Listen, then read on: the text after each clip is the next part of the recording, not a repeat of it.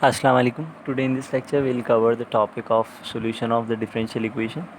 We must know that recall the types of the differential equation that we had studied in the previous course.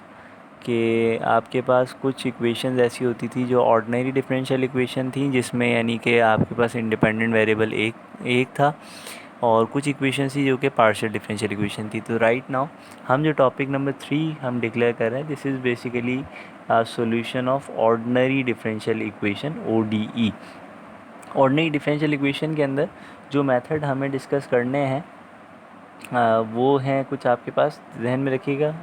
फ़िलहाल हम ordinary differential equation के लिए ही solution देख रहे हैं, और सॉल्यूशन का मतलब है न्यूमेरिकल सॉल्यूशन की बात कर रहा हूँ मैं इस वक्त. एनालिटिकल सॉल्यूशन के लिए तो आपने एक पूरा कोर्स पढ़ा हुआ है, जिसमें आप लोगों ने जो है वो फर्स्ट ऑर्डर डिफरेंशियल इक्वेशन के लिए कुछ पढ़ी थी, हायर ऑर्डर के लिए जो है वो कुछ आपने देखा था. ये सारी चीज़ें देखते हैं, थोड़ा सा रिकॉल भी करेंगे उसी तमाम चीज़ों को कि solution of ordinary differential equation में आपको जो न्यूमेरिकल मेथड या अगेन मैं यहाँ पे डिक्लेयर भी कर देता हूँ कि ये न्यूमेरिकल सॉल्यूशन की मैं बात कर रहा हूँ. हम जो है वो नॉर्मल सॉल्यूशन जो है वो नहीं कह रहे, न्यूमेरिकल सॉल्यूशन की बात करें. तो आपको जो पहला मेथड कवर करना है वो है टेलर्स सीरीज़ मेथड, यानी solution of ordinary differential equation through the Taylor series. इसके अलावा आपके पास है यूलर्स मेथड. नेक्स्ट मेथड है may be modified Euler's method, and the next method will be for Arcase method. There are so many pronunciation I had listened for this word Arcase. Ranj-Kutha method, basically the name is Ranj-Kutha method. ठीक है. तो बहरहाल आपके पास जो है वो ये 4 method हैं, जिसमें से आपको मॉडिफाइड यूलर्स मेथड, ये अगेन मैं डिक्लेयर कर देता हूँ, this is your assignment number 2 here. Again तो नहीं, पहली मरतबा ही डिक्लेयर कर रहा हूँ. असाइनमेंट नंबर 2 जो है वो आपके पास ये मॉडिफाइड यूलर्स मेथड है. जिस तरह से आपने असाइनमेंट नंबर 1 किया था मॉडिफाइड न्यूटन राफसन मेथड, तो मॉडिफाइड न्यूटन राफसन मेथड के लिए सेम वही वर्किंग थी कि पिछले मेथड के अंदर क्या पिटफॉल्स थे वो आपने डिस्कस किए थे. फिर इस मेथड की डेरिवेशन या इस मेथड का फॉर्मूला आपको डिस्कस करना था. मॉडिफाइड न्यूटन राफसन मेथड का फॉर्मूला आपने डिस्कस किया था, फिर उससे एक सॉल्व एग्जांपल की थी. तो सेम उसी वही प्रोसीजर आपको यहाँ करना है कि आपको यूलर्स मेथड या टेलर सीरीज़ मेथड की पिटफॉल्स को डिस्कस करना है, और किन पिटफॉल्स को मॉडिफाइड यूलर्स मेथड ने कवर किया. फिर उसके बाद मॉडिफाइड यूलर्स मेथड से आपको एक एग्जांपल सॉल्व करनी होगी, और एग्जांपल सॉल्व करके जो भी आंसर है वो आप उसको कंक्लूड करेंगे. तो बहरहाल पहले से ही मेथड हम जो वो इसको शुरू करने से पहले, टॉपिक को शुरू करने से पहले मैं आपको बता चुका हूँ, ये आपका असाइनमेंट है. जहन में रखें कि थोड़ा सा हम रिकॉल करते हैं पिटफॉल्स ऑफ एनालिटिकल मेथड, यानी एनालिटिकली आप जो सॉल्व करते थे ऑर्डिनरी डिफरेंशियल इक्वेशन को, उसके लिए क्या क्या चीज़ें थी. याद करें कि हमने एनालिटिकल मेथड्स में सबसे पहले एक चीज़ पढ़ी थी कि solution of first order differential equation. ठीक है, यहाँ ऑर्डिनरी की ही बात कर रहे हैं, तो first order ordinary differential equation of course. तो फर्स्ट ऑर्डर डिफरेंशियल इक्वेशन के लिए ज़रा रिकॉल करें कि आप लोगों ने एक मेथड पढ़ा था वेरिएबल सेपरेबल फॉर्म. फिर आपने एक मेथड पढ़ा था homogeneous differential equation, homogeneous form of differential equation. फिर आपने पढ़ा था non homogeneous form of differential equation. और आप देख सकते हैं यूट्यूब पे ये तमाम वीडियोस अलग अलग जो डिफरेंशियल इक्वेशन का कोर्स कोड है DE लेक्चर वगैरह, उसके साथ ये सब अपलोड भी हुए हैं. तो बहरहाल आप लोगों ने ये तमाम मेथड पढ़े थे. एग्जैक्ट पढ़ा था, फिर उसके बाद फिर नॉन एग्जैक्ट पढ़ा था, फिर उसके बाद लीनियर पढ़ा था, और फिर उसके बाद नॉन लीनियर पढ़ा था. इसके अलावा भी और मेथड्स होते हैं, जैसे रिकाटी है, और भी बहुत सारे मेथड हैं जो कि इसको सॉल्व करते हैं फर्स्ट ऑर्डर डिफरेंशियल इक्वेशन. लेकिन आप लोगों ने एटलीस्ट ये 7 मेथड्स वो पढ़े हुए हैं.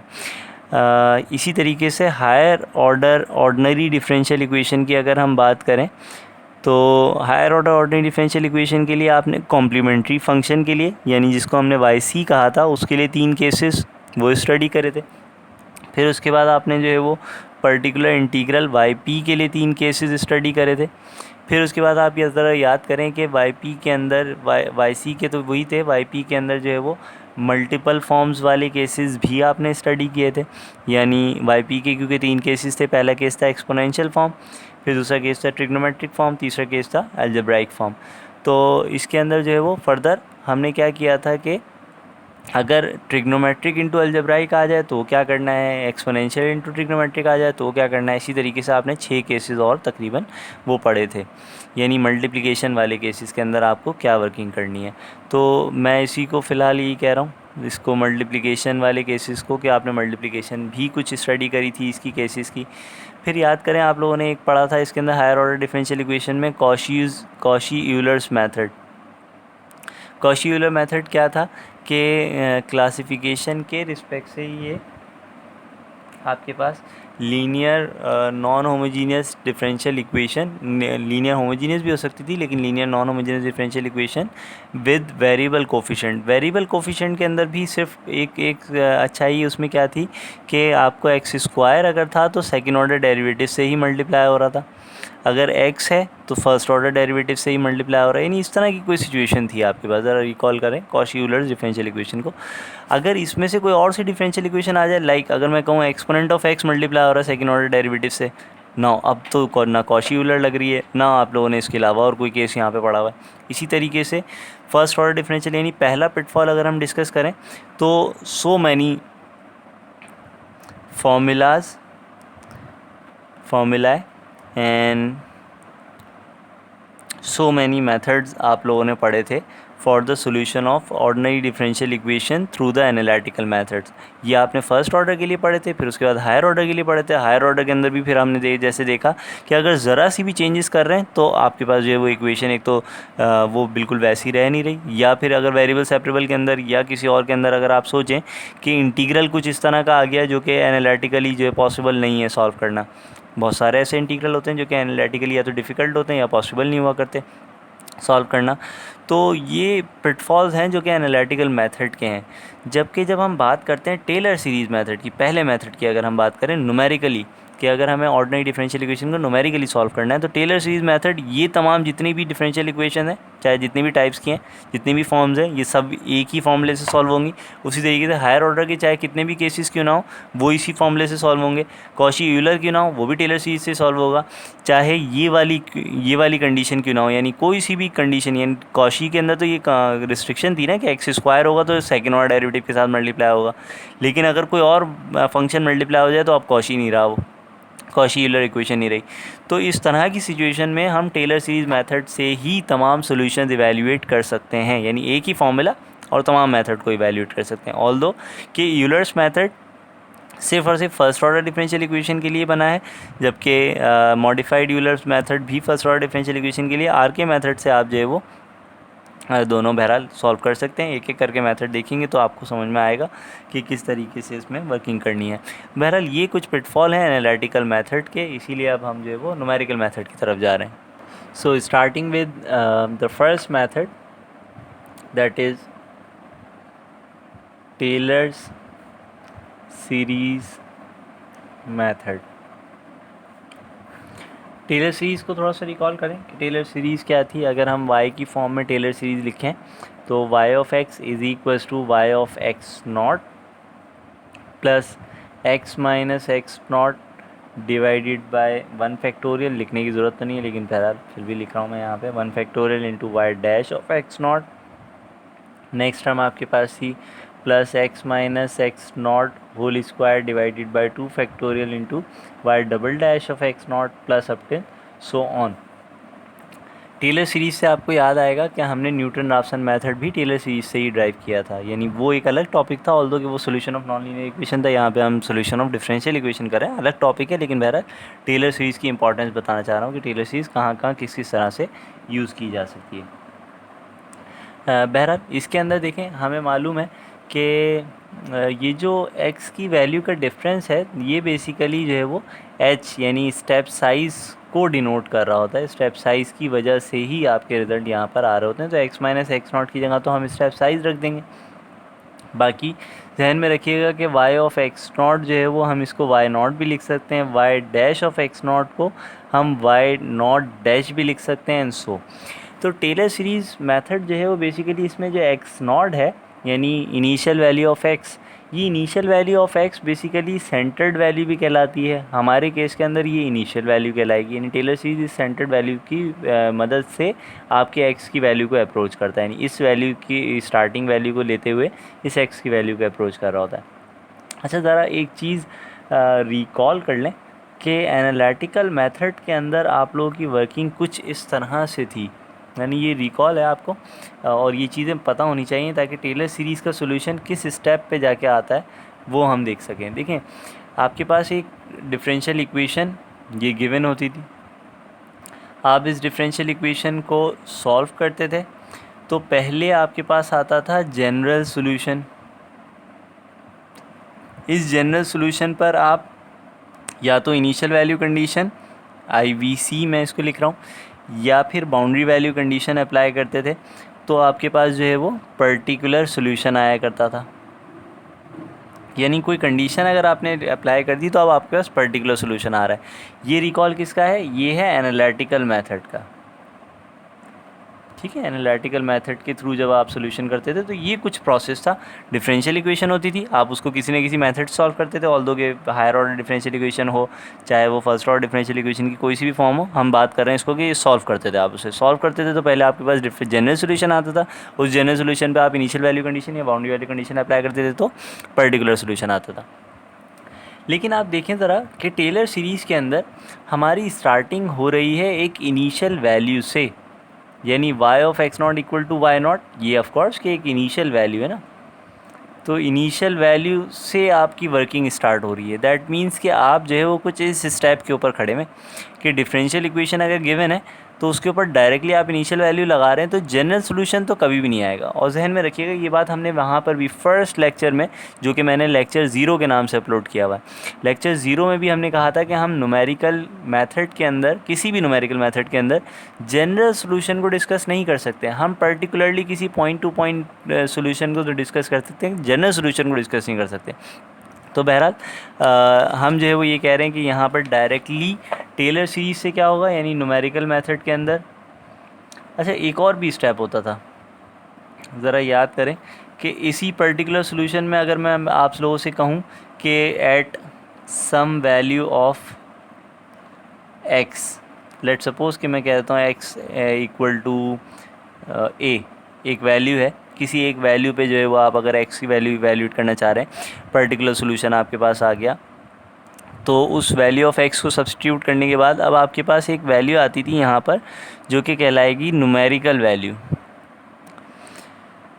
लेकिन देखिए न्यूमेरिकल वैल्यू, ये जो न्यूमेरिकल वैल्यू है इसका हरगिज़ ये मतलब नहीं है कि न्यूमेरिकल सोल्यूशन है। ये अक्सर कन्फ्यूजन रहती है यहाँ पर इस स्टेप के अंदर कि स्टूडेंट समझते हैं कि न्यूमेरिकल वैल्यू का मतलब न्यूमेरिकल सोल्यूशन होता है, जबकि ऐसा नहीं है। ज़रा एक छोटी सी डिफरेंशियल इक्वेशन सॉल्व करते हैं एनालिटिकली ही, ताकि आप लोग जो है वो इन तमाम बातों को समझ सकें। कि देखिए, let suppose dy/dx equal to x into y या x अपॉन वाई, बहुत सिंपल और सिंपल कर ली मैंने इक्वेशन। तो देखें क्या होगा, y मल्टीप्लाई हो जाएगा यहाँ पर, x मल्टीप्लाई हो जाएगा, dx मल्टीप्लाई हो जाएगा यहाँ पर, इंटीग्रेट आप कर देंगे यानी सॉल्व करें तो यहाँ आ जाएगा y² divide by 2 equal to x² divide by 2 plus c। ये क्या आ गया अभी आपके पास, यानी सोल्यूशन करने के बाद ये आ गया आपके पास जनरल सोल्यूशन। इस जनरल सोल्यूशन पे अगर मैं कहूँ कि let suppose at y of 0 equal to 3, ये कुछ सिचुएशन है, तो यानी y की वैल्यू अगर मैं 0 सब्स्टिट्यूट करूँ तो आंसर जो है वो 3 आएगा। तो इसको मैं y के फॉर्मूले में यानी x की वैल्यू 0 सब्स्टिट्यूट करूँ और y की वैल्यू 3 सब्स्टिट्यूट करूँ, तो यानी ये चीज़ है कि फ़ंक्शन में अगर 0 सब्स्टिट्यूट करें तो y की वैल्यू 3 है। ये है आपके पास x की वैल्यू, x नॉट कह सकते हैं आप इसे। ये है आपके पास y नॉट की वैल्यू, जिस तरह यहाँ पे मैंने लिखा हुआ है इनिशियल वैल्यू, ये बिल्कुल उसी फॉर्म के अंदर है। तो हम क्या कर रहे हैं कि ये वैल्यू सब्स्टिट्यूट करते हैं यहाँ पर, तो ये हो जाएगा कुछ 3² divided by 2 equals to zero square zero ही रहेगा divide by two plus c. तो यहाँ से क्या हो रहा है, सी की एक वैल्यू आ गई, सी की वैल्यू आपके पास आ गई 9 डिवाइड बाई टू 4.5 आप कह सकते हैं। 4.5 का मतलब क्या है कि अगर मैं यहाँ रख दूंगा तो आपके पास सोल्यूशन बन जाएगा y square divide by two equal to x square divide by two plus 4.5। No ये क्या बन गया, ये है आपके पास पर्टिकुलर सोल्यूशन। इसी पर्टिकुलर सोल्यूशन में अगर मैं कहूँ कि find y at x equal to let suppose 2 कह देते हैं कि अगर y आपको फाइंड करना है x इक्वल टू 2 पे, तो आप क्या करेंगे कि आप इस 2 जो कि डिवाइड हो रहा है यहाँ आके मल्टीप्लाई करा देंगे, 2 का स्क्वायर करेंगे तो 4 हो जाएगा, डिवाइड बाई 2 करेंगे तो 4, टोटल आंसर आ जाएगा 2 प्लस 4.5, तो ये हो जाएगा 6.5। 6.5 मल्टीप्लाई बाई 2 अगर आप करेंगे तो आपके पास आंसर आ जाएगा 13 आंसर आ जाएगा। फर्स्ट 13 यानी कि वाई स्क्वायर इक्वल टू 13, तो आप स्क्वायर हटाएंगे तो वाई की वैल्यू आ जाएगी प्लस माइनस √13 कर लेते हैं ज़रा, तो √13 जो है वो आपके पास हो जाएगा 3.6056। तो मैं इस वैल्यू की बात कर रहा हूँ कि ये है न्यूमेरिकल वैल्यू। लेकिन क्या ये न्यूमेरिकल वैल्यू न्यूमेरिकल सोल्यूशन से आई है?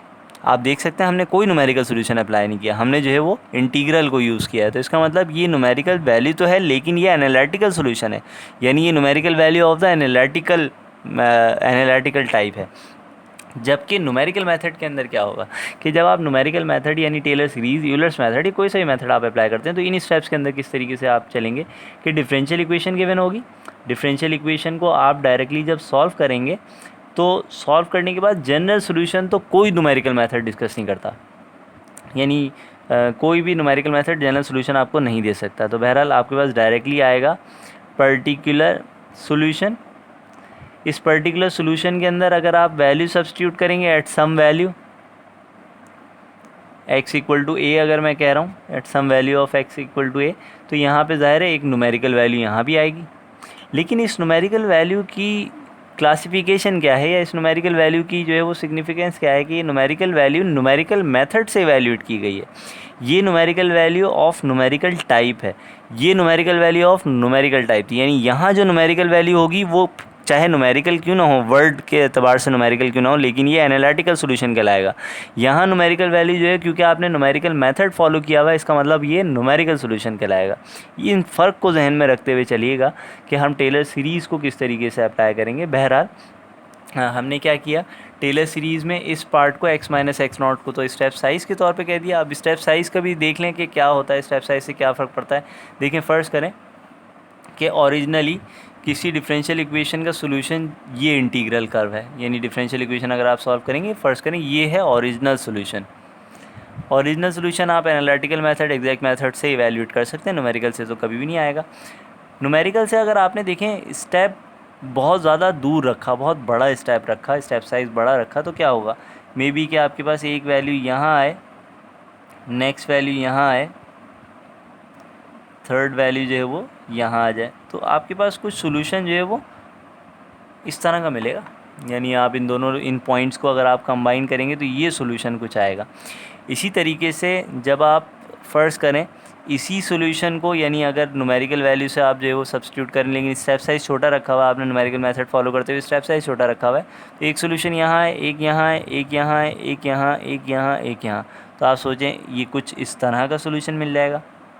यानी कंपैरेटिवली कुछ बेटर सोल्यूशन मिल रहा है आपके पास न्यूमेरिकल इसमें जो है वो, क्योंकि आपने स्टेप साइज़ को थोड़ा सा जो है वो और छोटा कर लिया। आप सोचें कि अगर हम स्टेप साइज़ बहुत छोटा कर लें, मैं चाह रहा हूँ ये चारों ग्राफ एक साइड एक तरफ ही आएँ, क्योंकि मेरे पास पेज ख़त्म हो गया इसलिए मैं यहीं पे बना रहा हूँ। या एक मिनट रुकें,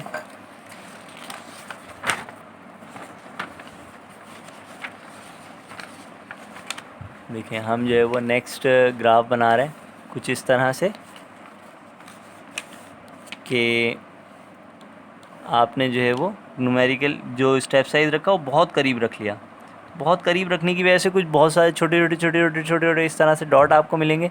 चाहे आप इसको ज्वाइन भी कर लें तो ऑल्दो कि इन दोनों के, इन सब के दरमियान जो है वो लाइन ही बन रही है, लेकिन वो कुछ ना कुछ मैचिंग कर्व आपको मिल जाएगा ओरिजिनल सॉल्यूशन से। तो स्टेप साइज जो है वो कंट्रोल करता है बेसिकली एरर को, रिड्यूस करता है एरर को, लेकिन स्टेप साइज़ की वजह से एक अलग मसले हैं, वो हम बाद में डिस्कस करेंगे कि अगर आपने स्टेप साइज़ बहुत छोटा किया तो क्या होगा, स्टेप साइज़ नॉर्मल रखा तो क्या होगा, वगैरह वगैरह, ये चीज़ें सारी चीज़ें हम बाद में देखेंगे। लेकिन बहरहाल इन जनरल हम ये कह रहे हैं कि स्टेप साइज़ से आप एरर कंट्रोल कर सकते हैं, यानी एरर या तो बढ़ भी जाएगा या कम हो जाएगा, लेकिन एरर कंट्रोल कर सकते हैं।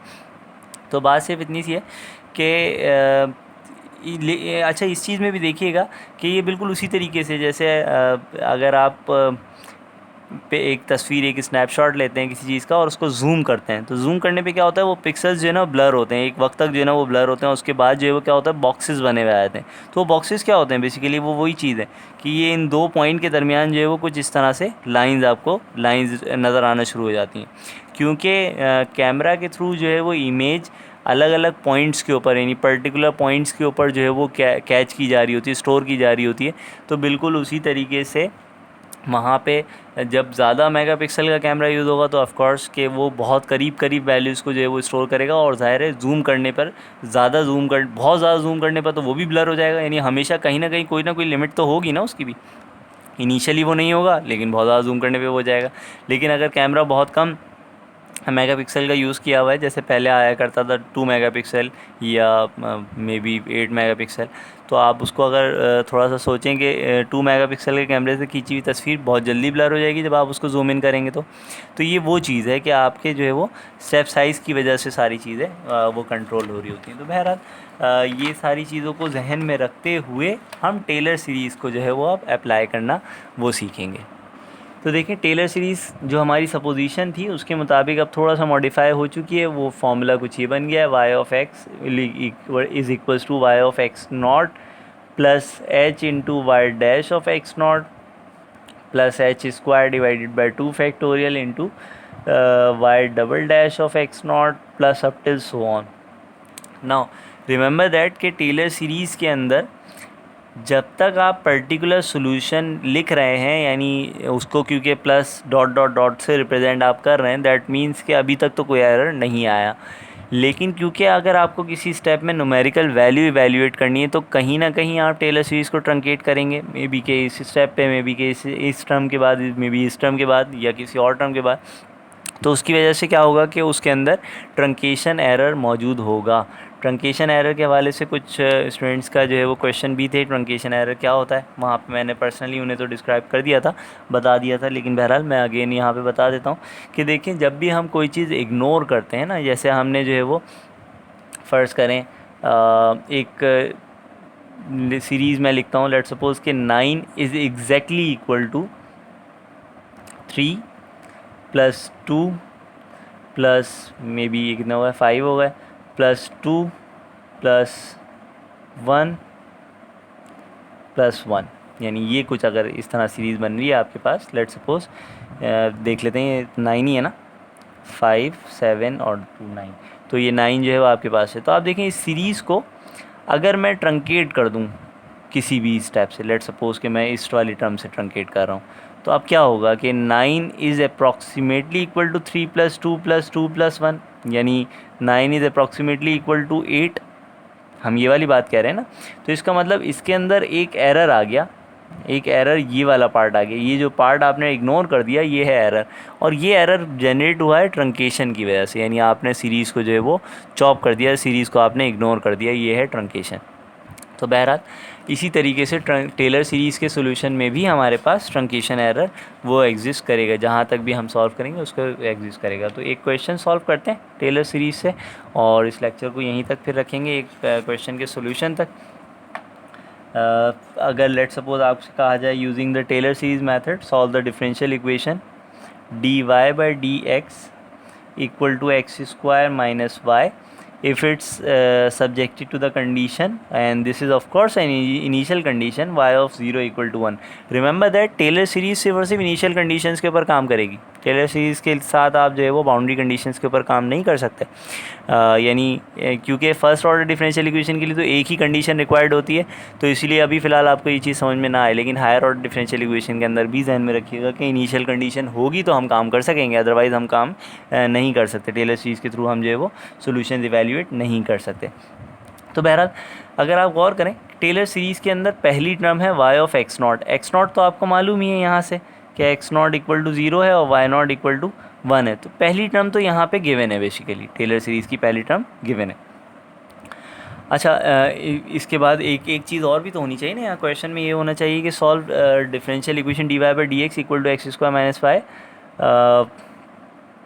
And find value of y कह रहा हूँ मैं इसको, एट x इक्वल टू 0.4, यानी 0.4 पे लेट सपोज के हम जो है एवेल्यूएट करना चाह रहे हैं। तो देखिए 0.4 पे एवेल्यूएट करने के लिए मैं ये कह रहा हूँ कि एंड टेक स्टेप साइज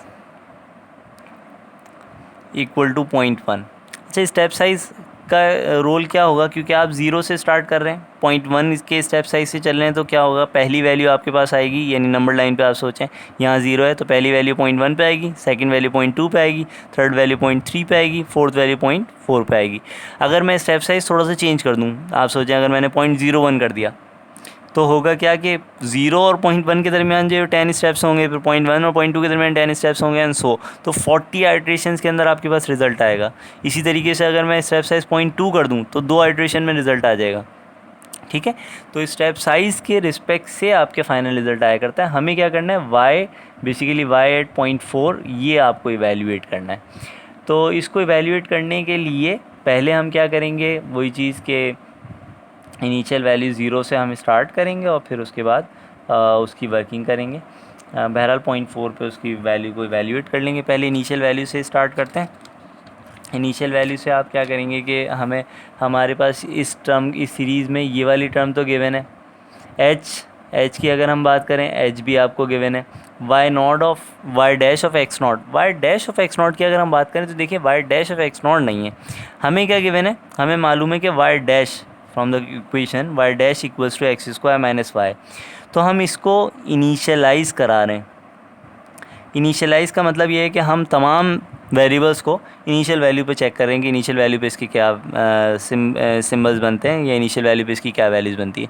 तो y डैश की जगह y डैश नॉट हो जाएगा इनिशियल वैल्यू को रिप्रेजेंट करने के लिए, एक्स स्क्वायर की जगह एक्स स्क्वायर नॉट हो जाएगा इनिशियल वैल्यू को रिप्रेजेंट करने के लिए, माइनस y नॉट हो गया यहाँ पर इनिशियल वैल्यू को रिप्रेजेंट करने के लिए। तो हमने क्या किया, ये इनिशियलाइजेशन का स्टेप है कि हमने इक्वेशन को अपनी इनिशियलाइज़ कर दिया। तो यहाँ से हम y नॉट डैश, यानी y नॉट डैश का मतलब वही है कि y dash at x not. ठीक है, तो ये हम इवेल्यूएट करते हैं। y नॉट डैश की वैल्यू किस तरह से होगी, x not square, x not की वैल्यू क्या है हमें मालूम है 0 है, तो 0 का स्क्वायर माइनस y नॉट की वैल्यू 1 है, ये आपको गिवन थी 1। तो बेसिकली y नॉट डैश की आंसर भी आपके पास 1 आ जाएगा। अच्छा, क्योंकि फर्स्ट ऑर्डर डेरिवेटिव तो क्वेश्चन में गिवन था लेकिन सेकेंड ऑर्डर डेरिवेटिव तो गिवन नहीं है, तो सेकेंड ऑर्डर डेरिवेटिव आपको इवेल्यूएट करना होगा। यानी हमें मालूम है y डैश है एक्स स्क्वायर माइनस वाई के इक्वल, तो y डबल डैश किसके इक्वल हो जाएगा, वो हो जाएगा 2x माइनस वाई डैश के। ठीक है, इसमें अक्सर कन्फ्यूजन ये भी रहती है, जहन में रखिएगा, अगर मैं यहाँ कहूँ x square minus y square का डेरिवेटिव अगर आपको इवेल्यूएट करना है तो y double dash will be equal to 2x माइनस 2y इंटू वाई डैश। ठीक है, यहाँ पे जो डिपेंडेंट वेरिएबल है इसलिए y डैश लिखना ज़रूरी होगा, ये वाली चीज़ भी जहन में रखिएगा इस वाले क्वेश्चन के लिए। लेकिन बहरहाल अगर अभी हमारे पास y है तो सिंपल y का डेरिवेटिव y डैश हुआ करता है, तो हमने यही लिखा है यहाँ पर, y डबल डैश आपके पास आ गया। अगेन इसको क्या करेंगे, इनिशियलाइज़ कराएंगे, इनिशियलाइज़ कराने के बाद ये क्या हो जाएगा, नॉट में कन्वर्ट हो जाएंगे, सारे वेरिएबल इनिशियल वैल्यू पे आ जाएंगे। सारे वेरिएबल इनिशियल वैल्यू पे आने के बाद 2 इंटू एक्स नॉट की वैल्यू 0 है, माइनस वाई नॉट डैश की वैल्यू प्रीवियस आइट्रेशन से आप देख सकते हैं कि वो 1 थी, तो आपके पास वाई नॉट डबल डैश का आंसर भी 1 आ गया। ठीक है, अगर हमें थर्ड टर्म के बाद फोर्थ टर्म भी इवेल्यूएट करनी पड़ती तो हम क्या करते हैं, वाई ट्रिपल डैश भी इवेल्यूएट कर लेते और उसके बाद जो है वो वैल्यूज़ को इनिशियलाइज़ कर देते, जो भी आंसर आता है उसको इनिशियलाइज़ करते हैं, वैल्यू सब्स्टिट्यूट करते हैं और वाई नॉट ट्रिपल डैश वो आप इवेल्यूएट कर लेते हैं। बहरहाल ये तमाम चीज़ें जो है हम टेलर सीरीज़ के अंदर सब्स्टिट्यूट करेंगे, तमाम वैल्यूज़ को टेलर सीरीज़ में आप सब्स्टिट्यूट करते हैं। टेलर सीरीज़ आपके पास है कुछ इस तरह से, y of x equal to y of x not है, एक्स नॉट की जगह अभी फ़िलहाल जो है वो मैं अगेन 0 ही रख रहा हूँ, और h की जगह भी अगेन मैं उसका वही फार्मूला रख रहा हूँ, x माइनस एक्स नॉट वाला ही फार्मूला रख रहा हूँ। ठीक है, और एक्स नॉट की जगह क्योंकि हमने 0 रखा हुआ है यानी देखें हमने यहाँ पे x माइनस एक्स नॉट को h कंसिडर किया था, लेकिन अभी फ़िलहाल मैं अगेन इसको x माइनस एक्स नॉट लिख रहा हूँ, क्योंकि हमें x नॉट की वैल्यू तो पता है, x की वैल्यू जो है ये भी, बल्कि हम चाहें तो h यहाँ पे h को h ही रख सकते हैं, क्योंकि हमारे पास तो जो है वो x की वैल्यू मौजूद है और x की वैल्यू 0.4 है, तो ठीक है, इसको चेंज ना करें। इस लाइन को मैं कट कर रहा हूँ। थोड़ा सा h की कैलकुलेशन देख लें। h को आपने कंसिडर किया था x माइनस एक्स नॉट, तो x की वैल्यू आपके पास 0.4 है, क्योंकि हमें 0.4 पे कैलकुलेशन परफॉर्म करनी है, माइनस एक्स नॉट पे जो है वो आपके पास हो जाएगा 0 है, तो h की वैल्यू बेसिकली 0.4 ही रहेगी यहाँ पर, ठीक है। यानी हमने जो है 0.1, 0.2, 0.3, 0.4 इस तरह से कैलकुलेशन नहीं करी, डायरेक्ट 0.4 से ही हम कैलकुलेशन कर रहे हैं। टेलर सीरीज़ के अंदर सब्स्टिट्यूट करते हैं, y of x equal to sorry y of x not 0 आ जाएगा, प्लस h की जगह 0.4 आ जाएगा, into y dash of x not, यानी यहाँ पे आएगा आपका y dash of x not, वो 0 ही था, तो चाहें तो वाई डैश ऑफ नॉट ये लिख दें, प्लस आप क्या होगा h square divide by 2 factorial, यानी 0.4 square divide by 2 factorial into y double dash not plus up to so on. हमें क्या करना है, सारी वैल्यू सब्स्टिट्यूट करेंगे, वाई ऑफ एक्स नॉट या वाई नॉट, आप कह लें इसको कि वाई नॉट जो है वो 1 के इक्वल है, plus 0.4 into y dash not, ये भी आपने इवेल्यूएट किया हुआ है, ये भी 1 के इक्वल था, प्लस 0.4 स्क्वायर, ये देख लेते हैं कि ये किसके इक्वल आएगा, डिवाइड बाई 2 फैक्टोरियल भी कंप्लीट करके इसको 0.4 स्क्वायर डिवाइड बाई 2, तो आपके पास आंसर आ गया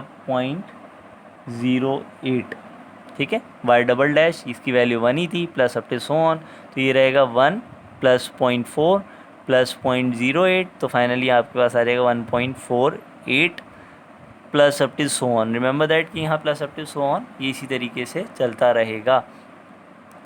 लेकिन अगर हमें न्यूमेरिकल वैल्यू इवैल्यूएट करनी है, तो न्यूमेरिकल वैल्यू इवैल्यूएट करने के लिए आप जो है वो अगेन वही करेंगे कि इसको यहाँ से ट्रंकेट करेंगे, तो न्यूमेरिकल वैल्यू आपके पास कुछ ये आ जाएगी कि y ऑफ x यानी y ऑफ 0.4 जो है, x यहाँ 0.4 था, सॉरी मैंने x लिख दिया यहाँ पे, y ऑफ 0.4 जो है वो आपके पास अप्रॉक्सीमेटली इक्वल है 1.48 के। अच्छा, यहाँ पर्टिकुलर सोल्यूशन तक हमने इवैल्यूएट नहीं किया, क्योंकि हमने h की वैल्यू डायरेक्टली यहाँ इवैल्यूएट कर ली थी, अदरवाइज़ इसका आंसर पर्टिकुलर सोल्यूशन वाली फॉर्म के अंदर आता। यानी अगर हम देखें इसको दोबारा से थोड़ा सा देख लें टेलर सीरीज़ को, कि टेलर सीरीज़ है y of x equal to y of x naught plus x minus x naught into y dash of x naught, plus next term आपके पास थी x minus x naught whole square divide by 2 factorial into y double dash of x naught plus up till so on. तो कुछ ये आपके पास Taylor series थी। इस Taylor series में हमने क्या किया कि एक्स नॉट की वैल्यू हमें मालूम है, एक्स की वैल्यू हमें मालूम है, लेकिन हम इनिशियल वैल्यू को एक्स ही रख रहे हैं फ़िलहाल। Y of x equal to let suppose ये हो जाएगा वाई ऑफ एक्स नॉट की जगह 0, प्लस यहाँ एक्स की जगह एक्स ही रहेगा minus 0, y dash of x not की जगह 0, plus x square divide by 2 factorial हो जाएगा, क्योंकि एक्स नॉट की वैल्यू 0 है, तो लिहाजा x square into y double dash of 0 plus up till so on. ये कुछ इस तरह से चलेगा। तो आप देख सकते हैं कि यहाँ अगर मैं वैल्यू सब्स्टिट्यूट करूँ वाई ऑफ नॉट की, यानी वाई ऑफ एक्स नॉट की, तो ये 1 थी, प्लस एक्स इंटू 1, ये इसका आंसर भी क्योंकि 1 था, वाई डैश ऑफ नॉट इसका आंसर 1 था, तो एक्स ही रहेगी, plus x square divide by 2 factorial, y double dash of x naught भी 1 था, plus up to so on. तो आप देखें यहाँ पे हमने टेलर सीरीज़ से एक्चुअली क्या इवैल्यूएट कर लिया, ये है आपके पास एक पर्टिकुलर सोल्यूशन। इस पर्टिकुलर सोल्यूशन का एक फ़ायदा है, इस पर्टिकुलर सोल्यूशन का ये फ़ायदा है क्योंकि क्वेश्चन में तो कहा हुआ है कि आपको y of x naught evaluate करना है, sorry y of x equal to 0.4 evaluate करना है, लेकिन हम जो है वो किसी भी एक्स की वैल्यू पे इवैल्यूएट कर सकते हैं। पर्टिकुलर सोल्यूशन में अगर आपसे कहा जाए एट एक्स इक्वल टू 0.4, तो आप 0.4 इवैल्यूएट कर लें यहाँ से ट्रंकेट करने के बाद। अगर आपसे कहा जाए एट एक्स इक्वल टू 0.3589 पे इवैल्यूएट करना है, तो एक्स की यहाँ 0.3589 रखें, आपके पास आंसर आ जाएगा, ठीक है। तो ये इसका फ़ायदा होता है टेलर सीरीज़ का इस पर्टिकुलर सोल्यूशन के रिस्पेक्ट से वर्किंग करने में। So this is the first example of the Taylor series method. इंशाल्लाह नेक्स्ट लेक्चर के अंदर जो है वो हम टेलर सीरीज़ से ही एक या दो एग्जांपल, एक example first order differential equation की देख लेंगे, एक example higher order differential equation की देख लेंगे, और फिर उसके बाद हम नेक्स्ट मेथड की तरफ मूव करेंगे। थैंक यू, अल्लाह हाफ़िज़।